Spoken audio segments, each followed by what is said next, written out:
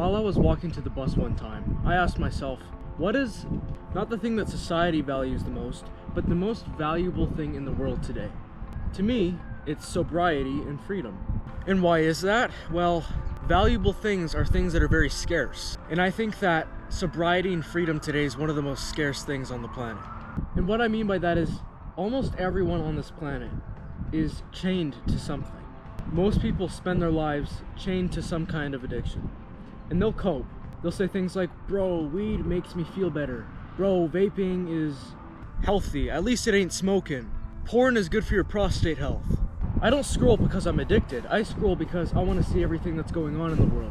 TikTok's the shoulder that I lean on, yo. But the reality is that people who say things like that are never truly present. They're never free. When I say you're free, I say your eyes are open. You see everything that's around you. You're truly aware of the things that are actually around you. When you're free, you're not chained by a girl. You're not chained by a girlfriend. You're not thinking, oh, it's her time of the month, bro. She's gonna snap out at me when I get home. Or, bro, I could really hit a nick right now. You know what I mean? Just not present at all. Just completely chained and dependent on things. Addiction is dependency. It's being chained. Addiction is the opposite of freedom. So when someone comes up to me and goes, bro, I use marijuana to sleep. Bro, I use weed to wind down at the end of the day. I don't look at that as a good thing. I look at that as something that's gonna destroy your potential. Why would you smoke something or do something that's gonna make you want to eat pizza and watch TV? That's gonna make you wanna laze around and play video games or some shit. And there'll be the odd person that comes up to me and goes, bro, marijuana makes me more productive. It helps my brain focus because of my anxiety. What you're feeling is the illusion of feeling more clear, more focused, because you're so addicted to this that now you just need it to feel normal. Now you just need it to focus on something that's basic. That's the same thing with almost anything, like vaping or lust. Like, oh, post-nut clarity, bro, post-nut clarity. There's literally whore written on this table, and then pimpin' ain't easy, and then some other, there's like satanic shit over there and all that stuff. This is all made by people who bust nuts. All this stuff is by people who are like, oh bro, post-nut clarity. Idiots. There is no coping about addiction, ever. And that's so easy for me to say because I don't have any addictions, necessarily. I do have addictions, but not, they're just little habits, if you know what I mean.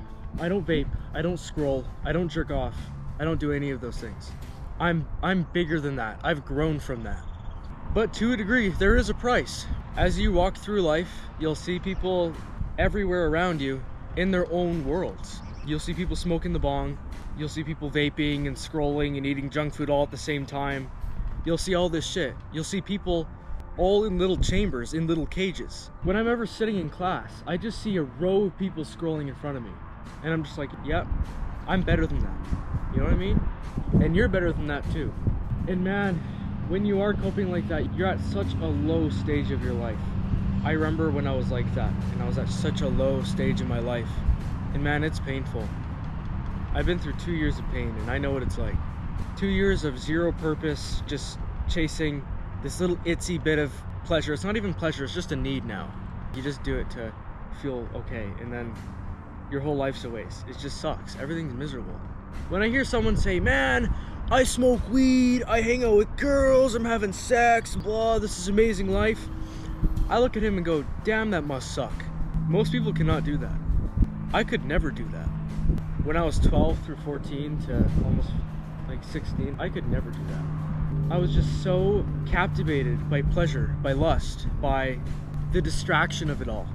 I was captivated by distraction. I just needed to be distracted. I hated the way I lived. I didn't like it. It felt too mundane. I was struggling. I was dragging through every freaking day. Dragging through because I gave myself conditioning beliefs. I just couldn't seem to find that fire. And if that's where you're just looking for that fire, you will find it. Like I did. Like any of the self-improvement people on YouTube did. You will find that fire, bro. I'll guarantee you that you'll find that fire as long as you put 99% effort, you train hard, you remove one addiction at a time, you're aware of when you're chasing fake pleasure. And as long as you do all that stuff, you're gonna fly, bro. You're gonna do it. You're gonna fly. And I hope this video motivated you and inspired you. Make sure to take life seriously. I'm getting out of here. Peace.